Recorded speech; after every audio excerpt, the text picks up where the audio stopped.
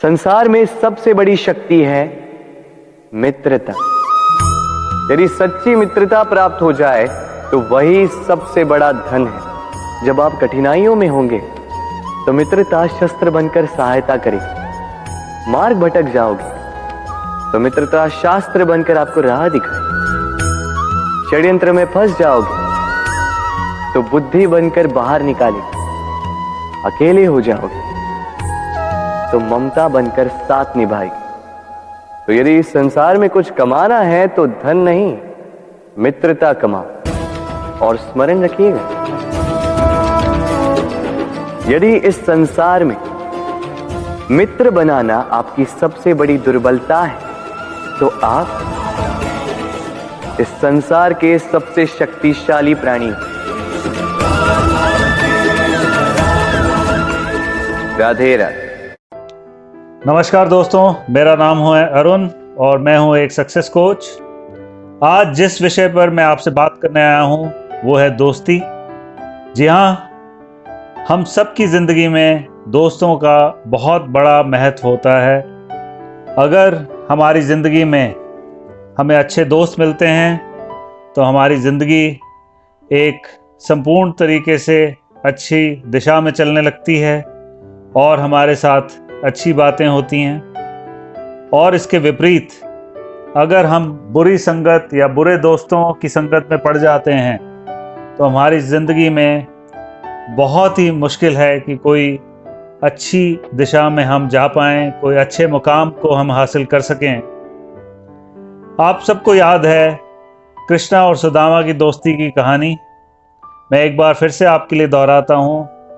जब सुदामा काफ़ी गरीबी के दौर से गुजर रहे थे तब उनकी धर्मपत्नी ने उनको याद दिलाया, क्यों नहीं आप अपने मित्र कृष्ण के पास जाते, वो तो द्वारका के राजा हैं, उनके पास तो इतने पैसे हैं, तो वो आपकी ज़रूर मदद करेंगे। सुदामा अनमने ढंग से अपने मन को मारकर द्वारका पहुंचते हैं। कृष्ण उनको देखते ही उनको गले लगाते हैं, उनके पैर धोते हैं और अब उनको अपने सिंहासन पर विराजने के लिए कहते हैं। ये होती है दोस्ती। और उसके बाद दोनों मित्र अपने बचपन की यादें ताज़ा करते हैं, एक दूसरे से बातें करते रहते हैं।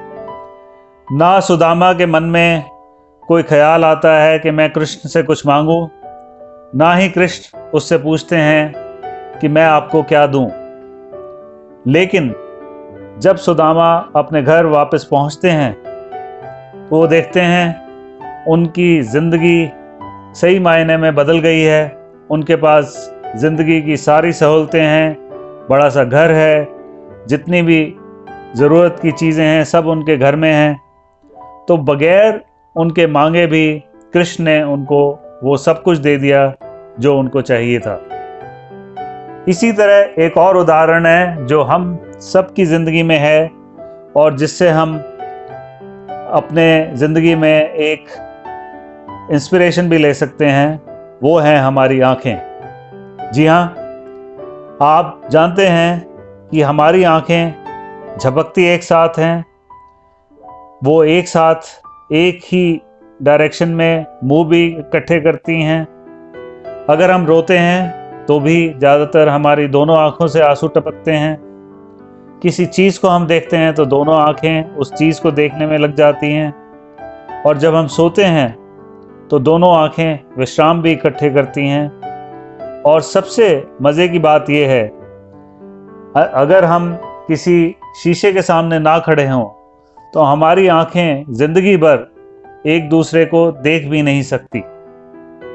इसी को असली मित्रता कहते हैं, जब दोनों एक दूसरे के लिए हमेशा खड़े हैं, एक दूसरे के लिए हर चीज़ में साथ देने को तत्पर हैं, वही मित्रता है। आशा है आपको आज की कहानी पसंद आई होगी। अगर पसंद आई है तो कृपया लाइक का बटन दबाएं और मेरे चैनल को सब्सक्राइब करें और बेल आइकॉन को भी दबाएं। मैं फिर से हाजिर होऊंगा एक नई कहानी के साथ। तब तक के लिए सुरक्षित रहिए, स्वस्थ रहिए। धन्यवाद।